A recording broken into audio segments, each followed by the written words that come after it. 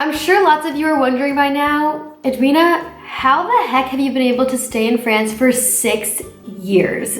6 years. No, I don't have a French husband. No, I've never been paxed. No, nor do I have European origins. Well, that one's complicated, but I'll get to that later. I'll be breaking down how and what visas I've been on in the last 6 years that have allowed me to stay in this country for so long.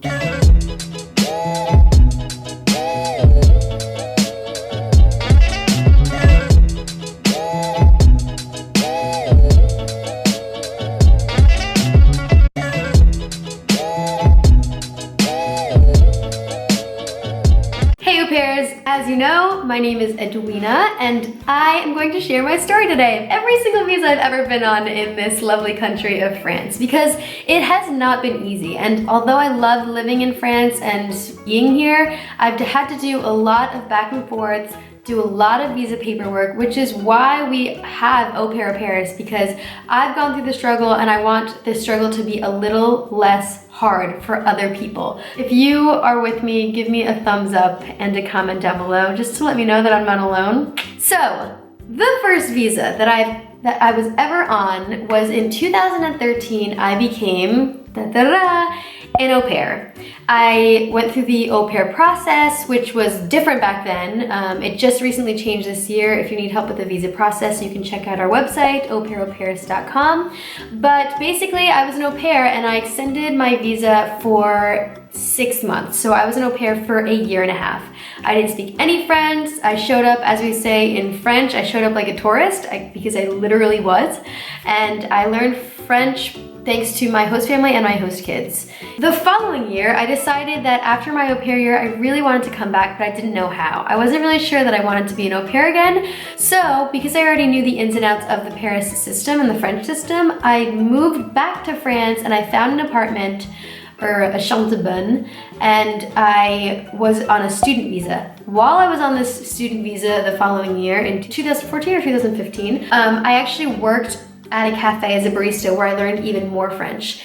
On a student visa, you can do this. On an au pair visa, you can't do this. On the visa that I'm on now, you can't do this. But on a student visa, you can work about, it used to be 20 hours a week, which is why I was able to get a part-time job working at a cafe. And I spoke enough French that they let me in. Of course, that visa ended. I couldn't renew it because I was technically an abroad student. I wasn't an actual student in France, although I was going to business school in France.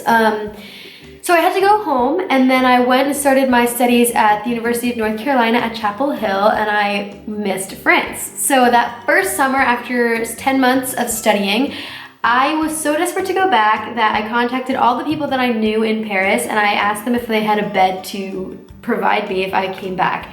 So I got on a plane and I flew to Paris, and I spent that summer babysitting, finding random gigs in the city, and just doing whatever I could to earn money so that I could stay in Paris. Okay, fourth trip to France was actually not in Paris. When I was at UNC, I decided to do an abroad program because, again, student visa is great because you can work on it, and also my school had a great program in Montpellier, and that was in the south of France. So I was in Montpellier in the south of France for 6 months, where I studied at the University of Paul Valéry, where I studied like a French student amongst the French students, and it was super cool because I made a bunch of French friends down there and got to just enjoy another side of life. Then the most recent visa that I had to stay in Paris was a visa with a program called TAPIF.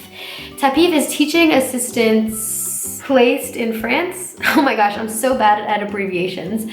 But basically you work for 12 hours a week, which is not much, in an institution, in an establishment in France, and you get to choose what academy you're working in. So you might not even get to be placed in Paris, and it's a huge risk. But luckily I was placed in the academy on the east of Paris. So I lived in the suburbs of Paris, in Créteil.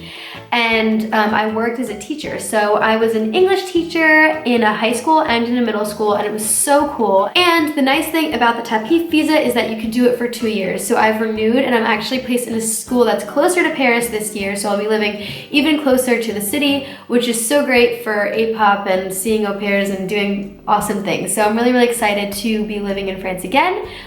With the tourist visa during that summer that I was in Paris, I didn't need to do anything because I could just come with my passport.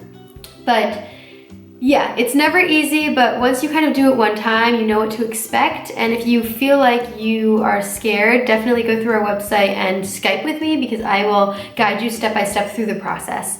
Yeah, I'm actually going to cut this video short. I was going to make the end of this video kind of my day in the life of a TAPIF assistant, but instead I'm going to make that a separate video and post that later just because that's a long video and I want to make this as short and sweet as possible. So please comment below if you plan to stay in France forever, what you're planning to do. This is the plan for 2021.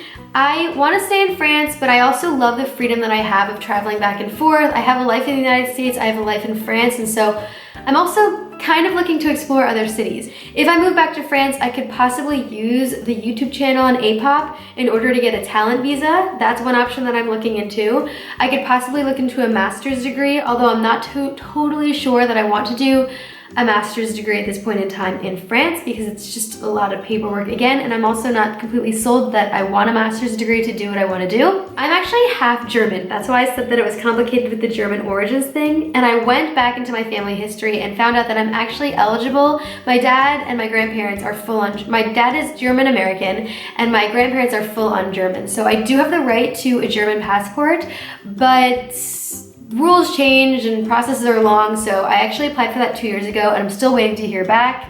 And my third option is to be an au pair again. I think next year I might spend some time in Portland and then move back to France and be an au pair because I do like kids and I did have a good time even though I had a horrible host family the first time. It did redeem itself and I definitely would be an au pair again, or I would look into that option because it's just a nice way to have accommodation and a life set for you if you want to move abroad. Also knowing that I'm not alone and I have the APOP community, like y'all are the best. Please join us on our open forum and look at all of our tips and tools on auPairAuPairs.com for more information, and I'll try to put some stuff in the description below. That is all for now. Thanks for asking your questions, and ciao, bye!